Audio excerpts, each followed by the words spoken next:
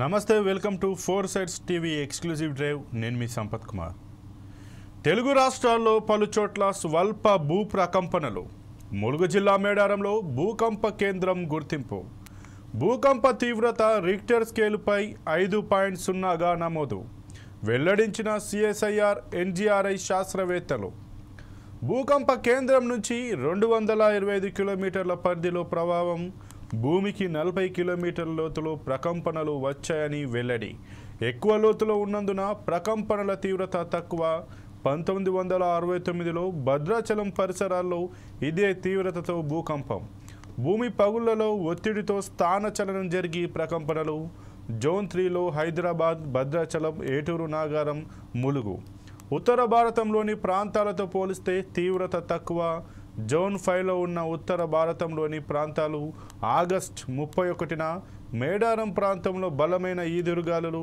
నేలకూలిన సుమారు 50,000 చెట్లు దాదాపు 150 ఎకరాల విస్తీర్ణంలో జరిగిన నష్టం ఆ ఘటనతో దీనికి ఏమైనా సంబంధం ఉందా అసలు మేడారం అటవీ ప్రాంతంలో ఏం జరుగుతోంది అక్కడ ఉన్నట్టుండిగా టోర్నడోలు ఎందుకు వస్తున్నాయి అక్కడ ఉన్నట్టుండి చెట్లు ఎందుకు కూలిపోయాయి గతంలో చిల్కల గుట్టపైన మేడారం జాతర సందర్భంగా గాలులు ఎందుకు తీవ్రంగా వీచాయి అసలు ఈ భూకంప కేంద్రం ములుగు జిల్లాలోని మేడారం ప్రాంతంలోనే అసలు ఎందుకు అక్కడ స్థాపించబడింది వచ్చింది అనే దానికి సంబంధించి పూర్తి వివరాలు అసలు దానికి సంబంధించిన పూర్తి వాస్తవాలు ఏంటనేటివి మనం ఈరోజు ఈ ఎక్స్క్లూజివ్ డ్రైవ్లో తెలుసుకునే ప్రయత్నం చేద్దాం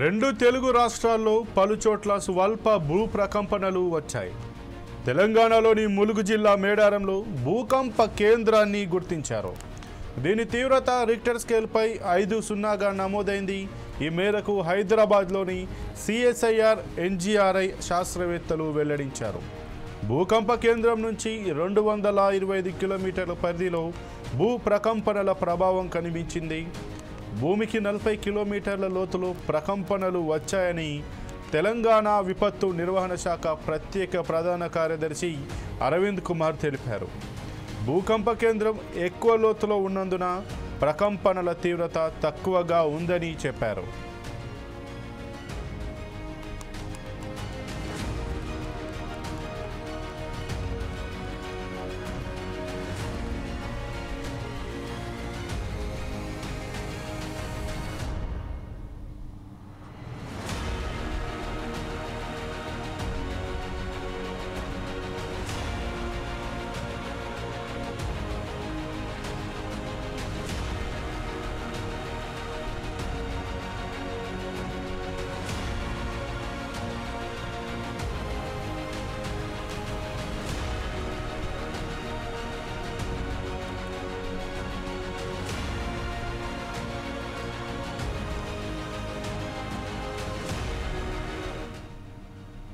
ఇక 1969వ సంవత్సరంలో భద్రాచలం పరిసరాల్లో దాదాపు ఇదే తీవ్రతతో భూకంప కేంద్రాన్ని గుర్తించారు సుమారు 50 ఏళ్ల తర్వాత నేడు ఆ తీవ్రతతో ప్రకంపనలు వచ్చాయని భూగర్భ శాస్త్రవేత్తలు చెప్పారు భూమి పగుళ్లలో ఒత్తిడితో స్థానచలనం జరిగి ప్రకంపనలు వస్తుంటాయని తెలిపారు హైదరాబాద్ భద్రాచలం ఏటూరు నాగారం ములుగు తదితర ప్రాంతాలు జోన్ 3లో ఉన్నాయన్నారు జోన్ 5లో ఉన్న ఉత్తర భారతంలోని ప్రాంతాలతో పోలిస్తే మన దగ్గర తీవ్రత తక్కువగా ఉంటుందని చెప్పారు ప్రజలు భయాందోళన చెందాల్సిన అవసరం లేదన్నారు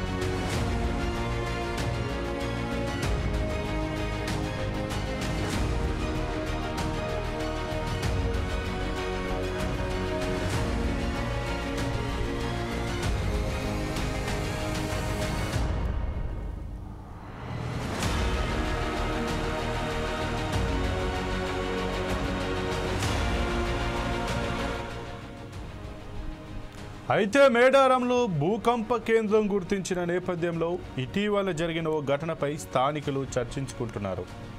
ఈ ఏడాది ఆగస్టు 31న మేడారం ప్రాంతంలో భారీ వర్షంతో పాటు టోర్నడో తరహాలో బలమైన ఈదురుగాలులు వీచాయి. సుమారు 50,000 చెట్లు నేలకూలాయి. ఏటూరు నాగారం నుంచి మేడారం మీదుగా తాడ్వాయి మండలం గోనెపల్లి వరకు దాదాపు 150 ఎకరాల విస్తీర్ణంలో ఈ నష్టం జరిగింది. ఇప్పుడు అదే ప్రాంతంలో భూకంప కేంద్రాన్ని శాస్త్రవేత్తలు గుర్తించడంతో ఆ ఘటనతో దీనికి ఏమైనా సంబంధం ఉందా అనే కోణంలోనూ చర్చ జరుగుతోంది. అయితే వాతావరణంలో చోటు చేసుకున్న మార్పులకు భూ ప్రకంపనలకు సంబంధం లేదని శాస్త్రవేత్తలు చెబుతున్నారు.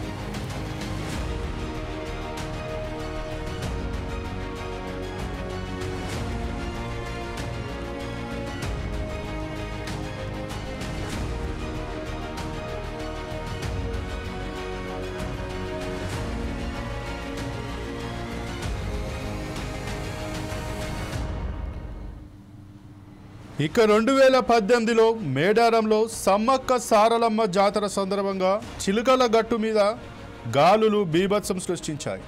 2024 ఆగస్టు 31వ తేదీన మళ్ళీ అదే మేడారం అటవీ ప్రాంతంలో భారీ ఎత్తున గాలులు హోరెత్తిపోయాయి. లక్షలాది చెట్లు కూలిపోయాయి. కూకటి వేళ్లతో ఎవరో పెకిలించినట్లు కనిపించాయి. ఇక 2024 డిసెంబర్ 4న అదే మేడారం అటవీ ప్రాంతంలో భూమి ప్రకంపించింది. వరుస సంఘటనలు ఏళ్ల తర్వాత గాలులు వీస్తే గాలులు వీచిన కొన్ని మాసాలకే భూకంప ప్రకంపనలు. ఇంతకీ అసలు ఏం జరిగింది? మేడారంపై ప్రకృతి పగబట్టిందా? సమ్మక్క సారలమ్మ జాతర సమీపిస్తున్న వేళ జనం తీవ్ర ఆందోళన చెందుతున్నారు. ఇక మేడారం అటవీ ప్రాంతంలో ఏదైతే కేంద్రంగానైతే భూ ప్రకంపనలు అయితే వచ్చాయి, ఇక వాటికి సంబంధించి అంతకుముందుకే అక్కడ ఆగస్టు నెలలో కూడా ఒక టోర్నడో వచ్చి దాదాపు 150 ఎకరాల చెట్లు కూడా కూలిపోయాయి. ఇక అంతకుముందుకు 2018వ సంవత్సరంలో చిలుకల గుట్ట మీద కూడా ఇలాగే విపరీతమైన గాలులు వీచాయి. అసలు మేడారంలో ఏం జరుగుతుంది, మేడారంలోనే ఉన్నట్టుండి ఈ విధంగా ఎందుకు జరుగుతుంది అనేది దాని గురించి పూర్తి సమాచారం అందించడానికి మా ప్రతినిధి సుధాకర్ కాల్లో ఉన్నారు. సుధాకర్, చెప్పండి, అసలు అక్కడ ఏం జరుగుతుంది? కేవలం ములుగు మేడారం కేంద్రంగానే ఈ ఘటనలు ఎందుకు జరుగుతున్నాయి? Thank you Sampath. 2 తెలుగు రాష్ట్రాల్లో పలు చోట్ల స్వప్న వస్తాయి. తెలంగాణలోని ములుగు జిల్లా మేడారంలో మాత్రం భూకంపం కేంద్రాన్ని గుర్తించారు. దీని తీవ్రత రికార్డ్ 5.0గా నమోదైంది. ఈ మేరకు హైదరాబాద్ లోని అండ్ భూకంప కేంద్రం నుంచి సుమారు 220 కిలోమీటర్ల పరిధిలో రావడం ద్వారా జరిగింది. గత 3 నెలల క్రితం ఎక్కడ ఈ మేడారం పరిసర ప్రాంతాల్లో ఈ విపత్తు వచ్చేసి సుమారు ఒక 500 హెక్టార్ల నిన్న ఉదయం 7 గంటల సమయంలో ఒకేసారి అంటే కళ్ళు మూసి కళ్ళు తెచ్చే వరకు ఒక 10 సెకండ్ల సమయంలో ఒకేసారిగా భూకంపం జరిగింది. ఈ భూకంపం రావడం మాత్రం సుమారు ఈ గోదావరి పరిసర బెల్ట్ చూసుకుంటే మాత్రము ఆదిలాబాద్ నుంచి ప్రజలు మాత్రం భయంలో గురవుతున్నారు. అసలు ఏం జరుగుతుంది? మేడారం అంటేనే ఆశ్రిత గిరిజన జాతర. ఈ గిరిజన జాతర కేవలం లేదు. అటువంటి ప్రదేశంలో ప్రాంతాల్లో ఈ 3 నెలల క్రితం చచ్చిపోవడము, అలాగే నిన్న ఈ భూకంపం రావడము ఏంటి అసలు ఏం జరుగుతుందని చెప్పి ఇక్కడ జనాల మొత్తం చాలా ఆశ్చర్యం గురవుతున్నారు. ఒకటే అనుకోవచ్చు, 1969 సంవత్సరంలో భద్రాచలం శ్రీనివాస ప్రాంతంలో దాదాపు ఇదే తీవ్రతపై భూకంప కేంద్రం గుర్తించారు. సుమారు 50 ఏళ్ల తర్వాత నేడు ఆ తీవ్రతలో మళ్ళీ భూకంపాలు వచ్చాయి. భూకంప శాస్త్రం చెప్తూనే ఉన్నారు. భూమి పగులతో ఒత్తులతో స్థానాంతరం జరగడము, అలాగే ఈ ప్రకంపం వస్తుందని చెప్పి తెలంగాణకు సంబంధించిన హైదరాబాద్ శాఖ చెప్పడం జరిగింది.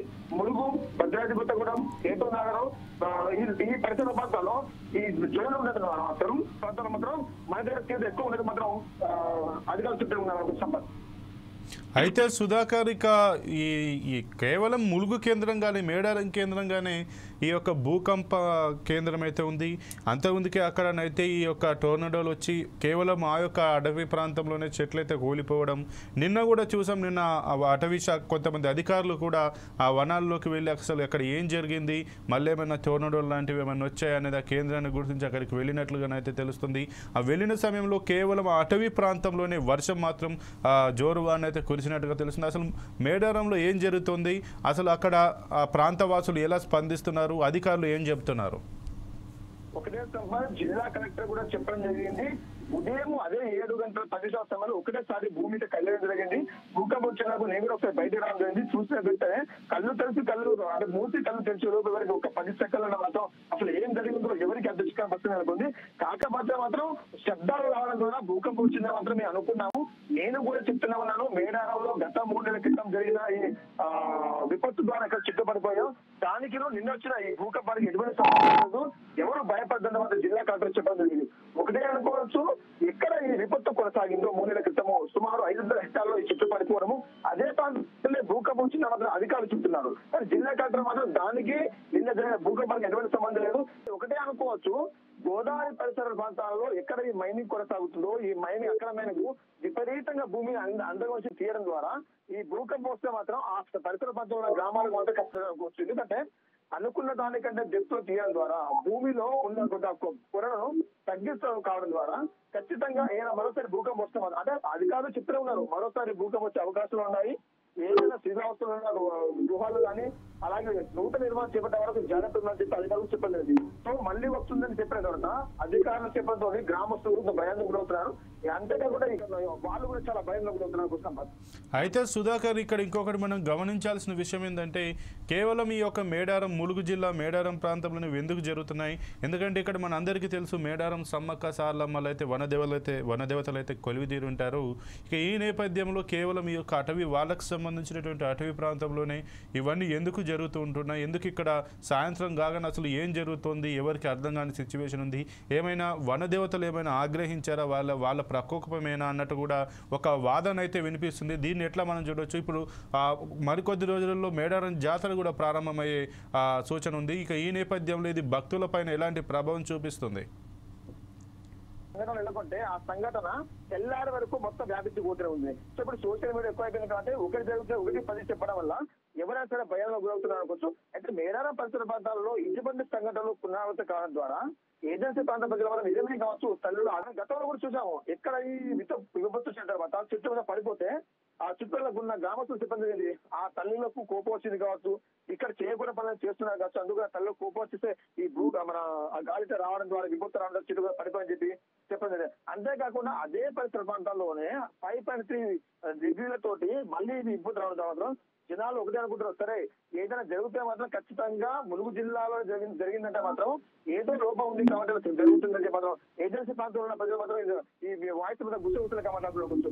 కానీ ఉత్తరాల కాలంలో కంప్యూటర్ కాలం పరిగణిస్తాము, రోజు నుండి కొత్త టెక్నాలజీ. కానీ ఈ రోజుల్లో కూడా ఈ మూఢనమ్మకాలు నమ్మడం అర్థం కావాలి. సరే విపత్తు ఉంటే ఆ ప్రదేశంలో గత 3 నెలల క్రితం ఏ విధంగా విపత్తు వచ్చేసి ఆ చెట్టు పడిపోయాయో కానీ ప్రలోభాలు కాకుండా దానికి నిన్నొచ్చిన భూకంపానికి సంబంధించి మాత్రం జిల్లా కలెక్టర్ చెప్పడం జరిగింది. కానీ ఏజెన్సీల ప్రజలు మాత్రం లేదు, ఇలా జరిగింది కాబట్టి ఒకే ప్రదేశంలో 2 సార్లు ఇటువంటి పరిస్థితులు నిలబడంటే మాత్రం గ్రామస్తులు ఉన్నారు. Okay, thank you Sudhakar.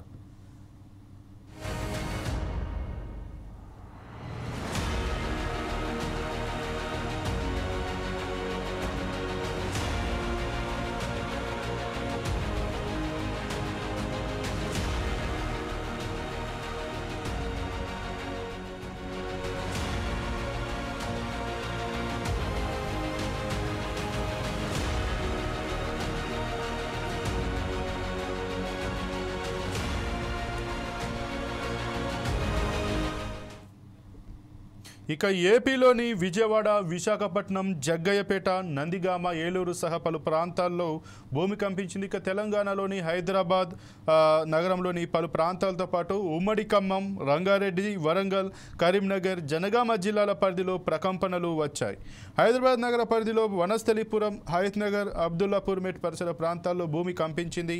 ఇక ఉమ్మడి వరంగల్ జిల్లాలో ములుగు, హనుమకొండ, భూపాలపల్లితో పాటు ఉమ్మడి ఖమ్మం జిల్లాలోని కొత్తగూడెం, మనుగూరు, భద్రాచలం, చర్ల, చింతకాని, నాగులవంచ, ఇల్లందు, గోదావరి పరివాహక ప్రాంతాల్లో ప్రకంపనలు వచ్చాయి. ఏటూరు నాగారం మండలం శంకరాజపల్లిలో ఇంటి గోడ కూలింది. ఉమ్మడి ఖమ్మం జిల్లాలో సుమారు 3 సెకండ్ల పాటు ప్రకంపనలు వచ్చినట్లు స్థానికులు చెబుతున్నారు. ఇక ముఖ్యంగా ఈ భూకంప కేంద్రం అయితే ములుగు నుంచి 50 కిలోమీటర్ల దూరంలోనైతే ఈశాన్యం వైపు ఏటూరు నాగారం భూకంప కేంద్రంలో మాత్రం రిక్టర్ స్కేల్పై 5 తీవ్రతగా భూకంపం అయితే నమోదైంది. ఇక వరంగల్ కాకతీయ వర్సిటీకి చెందినట్టు జియాలజీ విభాగాధిపతి ఆర్ మల్లికార్జున రెడ్డి అయితే తెలిపారు.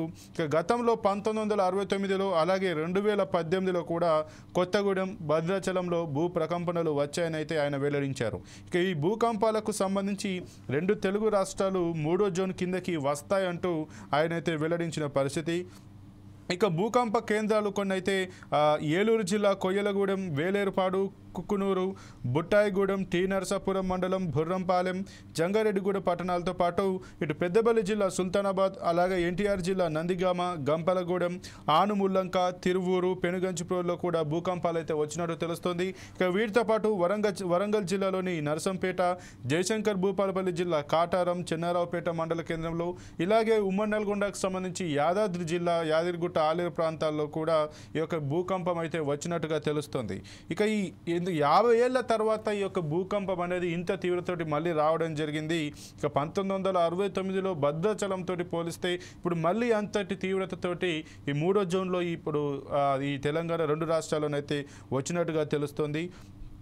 ఇక ముఖ్యంగానైతే మేడారంలో భూకంప కేంద్రాన్ని అయితే గుర్తించిన నేపథ్యంలో ఇటీవల ఏదైతే స్థానికులు అయితే చర్చించుకుంటున్నారు, ఉన్నట్టుండి మేడారంలోని ఇవన్నీ ఎందుకు జరుగుతున్నాయి, ఒకవేళ నిజంగా ఇక్కడ ఏమన్నా వాతావరణ మార్పులు ఏమన్నా వచ్చాయా, లేకపోతే వాతావరణ మార్పుల కాలంగా వచ్చాయంటే వనదేవతలు ఉంటారు కదా, వనదేవతల ఆక్రోపమా లేదంటే ఏందనేది నేపథ్యంలో మాత్రం ఇక్కడైతే లోకల్లో ఉండేటువంటి ప్రజలైతే ఒక సందేహాన్ని వెలిపిస్తున్నట్టు పరిస్థితి. ఇక ఈ నేపథ్యంలో ఎవరైతే ఈ జియాలజీ డిపార్ట్మెంట్కి సంబంధించి కొంతమంది శాస్త్రవేత్తలు అయితే ఈ యొక్క మేడారం అటవీ ప్రాంతంలోనైతే వెళ్ళి ఏదైతే ముందుకు ఆగస్టులో ఎక్కడైతే ఈ టోర్నడోలు అంటే సుడిగుండాలు వచ్చి 150 ఎకరాల్లో దాదాపు 50,000కు పైగా చెట్లు వేలతో సహా నేల కొరిగాయో, ఇక అక్కడ మాత్రం వాళ్ళైతే నిన్ననైతే వెళ్ళి పరిశీలించిన నేపథ్యంలో అక్కడ వర్షం కూడా కురిసి భారీ ఎత్తున వర్షం కురిసింది. కేవలం అటవీ ప్రాంతంలోనే వర్షం కురిసినట్టుగా కూడా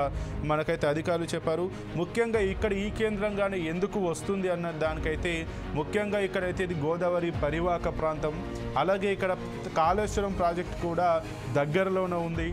అక్కడ వాటర్ నీటిని నిల్వ చేసి స్టోర్ చేసి పెట్టారు. ఇక దాంతోపాటు ఇక్కడ ఉన్నటువంటి సింగరేణి, అలాగే మనుగూరు, ఇల్లందు, ఆ గోదావరికని కూడా దీనికి దగ్గరలో ఉంటాయి. ఈ కోల్డ్ మైనింగ్లో దాదాపు కిలోమీటర్ల మేర లోతునైతే ఈ యొక్క బొగ్గు తవ్వకాలు చేస్తుంటారు. కాబట్టి ఈ బొగ్గు తీసే చర్యల్లో భాగంగా ఏదైతే ఈ సర్దుబాటు అయ్యి ఈ వాటర్ కూడా లోడ్ అవ్వడం వల్ల ముఖ్యంగా ఈ కేంద్రంగానైతే ఈ భూకంపం రావడం, ఇలాంటి కొత్త ఈ యొక్క వాతావరణ పరిణామాలు అయితే చోటు చేసుకుంటున్నాయంటూ కూడా శాస్త్రవేత్తలు అయితే చెబుతున్నటువంటి పరిస్థితి.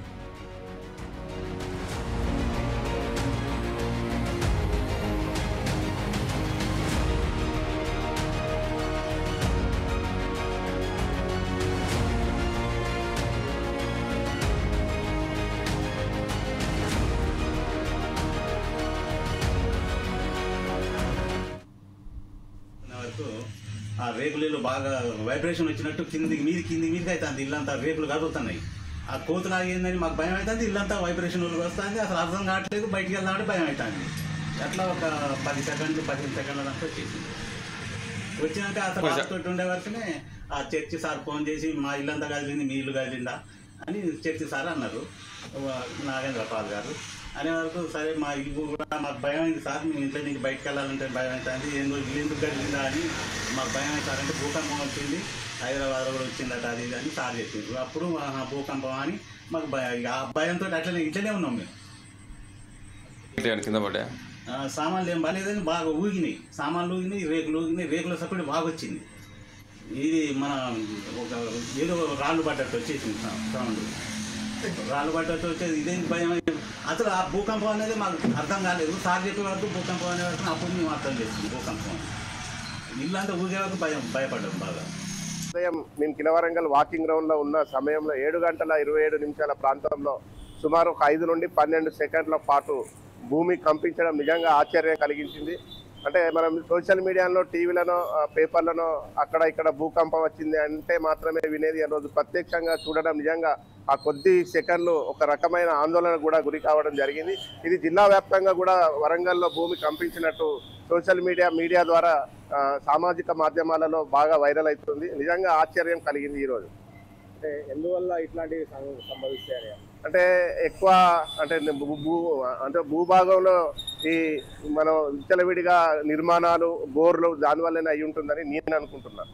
ప్లాస్టిక్ అంటే ప్లాస్టిక్, పైరస్ అలాంటివి కూడా వాటి వల్ల కూడా ఉంటుంది. సరే, అది ఏదైనా కొంతమంది శాస్త్రవేత్తలకే అలాంటిది పూర్తి సమాచారం తెలుసు. అంటే రాబోయే రోజులలో మరి ఎట్లాంటి జాగ్రత్తలు తీసుకోవాలి? కానీ జాగ్రత్తగా ఉండాలి. అది కొంచెం ఆందోళన కలిగించింది కాబట్టి చాలా జాగ్రత్తగా ఉండాలని అనుకుంటున్నాను. ఎందుకంటే ఇది ముందు ప్రమాదాలకు కూడా దారితీసే అవకాశం ఉంటుంది కాబట్టి ఇది ఒక చిన్న హెచ్చరికనే అనుకోవాలని, అందరూ జాగ్రత్తగా ఉండాలని ఈ సందర్భంగా కోరుకుంటున్నాను. ఈరోజు ఉదయం 7:29 ఉదయం ఒక 4 సెకండ్ల నుండి 5 సెకండ్ల వరకు మేము మాలాధారణ వేసుకున్న మా కుటీరంలో ఒక 4 నుండి 5 సెకండ్ల వరకు భూమి కంపించడం జరిగింది. ఏంటి అని చెప్పి మా కుటీరం నుండి నేను బయటకు వచ్చేసరికి నా చుట్టుపక్కల ఉన్న ఇళ్ళందరూ భయభ్రాంతులై బయటకు వచ్చి ఏమైంది అని అడగడం వల్ల భూమి కంపించింది, భూకంపం వచ్చింది అని చెప్పేసి మాట్లాడుకోవడం జరిగింది. ఏంటి అని చెప్పేసి చూసేవారికి నిజంగానే మాకు కూడా భూకంపం వచ్చినట్టు అనిపించింది. ఎప్పుడో మా చిన్నప్పుడు మా నాన్నగారు చెప్పింది భూమి 20 సంవత్సరాల క్రితం కంపించింది అని చెప్పడం వినడమే ఇదే అప్పుడు మొదటి టైము. ఇది రెండోసారి నా వ్యక్తిగతంగా సొంతంగా చూశాను.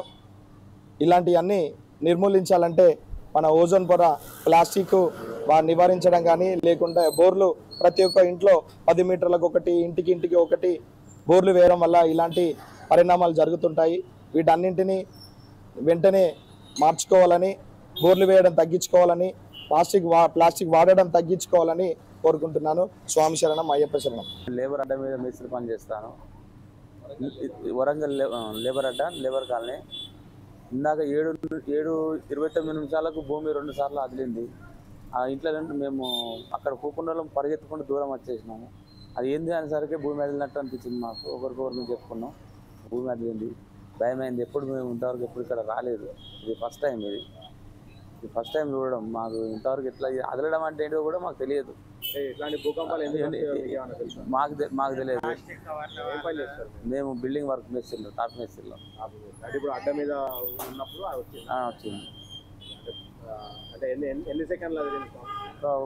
2 సెకండ్ 3 సెకండ్లు అంతే.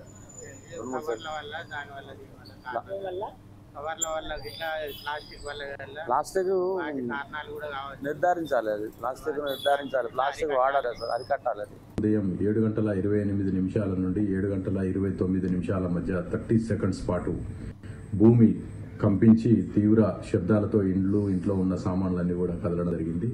ఈ తీవ్రతకు ఇక ఏదైతే నిన్న 2 తెలుగు రాష్ట్రాల వ్యాప్తంగా చర్చనీయాంశంగా మారిందో, ఏదైతే భూ ప్రకంపనలు వచ్చాయో దాదాపు 3 నుంచి 5 సెకండ్ల పాటు 2 తెలుగు రాష్ట్రాల్లోనైతే, ముఖ్యంగా గోదావరి పరివాహక ప్రాంతాల్లోనైతే ఈ యొక్క భూ ప్రకంపనలు అయితే వచ్చాయి. ఈ భూ ప్రకంపనల గురించి అయితే ఇటు 2 తెలుగు రాష్ట్రాలతో పాటు అందరూ దేశవ్యాప్తంగా అయితే చర్చించుకుంటున్న పరిస్థితి. ఎందుకు ఈ భూ ప్రకంపనలు ఎందుకు ఎక్కువగా ములుగు జిల్లా కేంద్రంగా అయితే రావడం జరిగింది. దాదాపు 40 కిలోమీటర్ల లోతులో 225 కిలోమీటర్ల విస్తీర్ణం మీద దీని యొక్క ప్రభావం వచ్చినట్టు కూడా అయితే ఆ జియాలజీ శాస్త్రవేత్తలు అయితే చెప్తున్న పరిస్థితి. ఈ నేపథ్యంలో ఈ భూ ప్రకంపనలు ఏదైతే ములుగు జిల్లా మేడారం సమీపంలో రావడం, అక్కడే గతంలో కూడా టోర్నడోలు వచ్చి దాదాపు 50,000 చెట్లు పెకిలిపోవడం, అంతకుముందుకు ఏదైతే చిలకలగుట్టలో 2018లో విపరీతమైన గాలులు వీచడం, వీటన్నిటికీ ఏం సంబంధం ఉంది? అసలు ఏమన్నా ఇక్కడ ప్రకృతి ప్రకోపిస్తుందా, లేదంటే ఏమైనా సైంటిఫిక్ రీజన్స్ ఉన్నాయా, లేదంటే వాతావరణ మార్పుల కారణంగా ఇలాంటివి ఇక్కడ సమీపిస్తున్నాయి, లేదంటే ఇక్కడే కోల్డ్ మైనింగ్లు ఉన్నాయి, ఆ పక్కనే సమీపంలో కాళేశ్వరం ప్రాజెక్ట్ కూడా ఉంది, అక్కడ వాటర్ డంప్ చేసి దాని ఎఫెక్ట్ ఏమైనా దీని మీద పడి ఈ రకంగా ఈ కేంద్రంలో ఈ రకంగా ఈ ప్రాంతంలో మాత్రం ఇలా జరుగుతుంది అనేది ఒక వాతావరణం అయితే ఆ యొక్క ప్రాంతంలోనైతే నెలకొన్న పరిస్థితి. ఏదేమైనా నిన్న జరిగిన భూ ప్రకంపనలను మాత్రం ములుగు మేడారానికి మధ్యలో లింక్ చేస్తూ అయితే ఇప్పుడు సోషల్ మీడియాలో ఇతరత్ర మీడియాలో కూడా చాలా వరకు అయితే వార్తలు కథనాలు అయితే నడుస్తూ ఉన్నాయి. ఏదేమైనా ఈ భూ ప్రకంపనలు మాత్రం 2 తెలుగు రాష్ట్రాల్లో మాత్రం ఒక ఇంత ఆందోళనకు గురి చేశాయని చెప్పుకోవచ్చు. ఇది ఇవాళ 4 Sides TV ఎక్స్క్లూసివ్ డ్రైవ్. మరో ఎక్స్క్లూసివ్ డ్రైవ్లో మళ్ళీ కలుద్దాం. అప్పటి వరకు చూస్తూనే ఉండండి 4 Sides TV.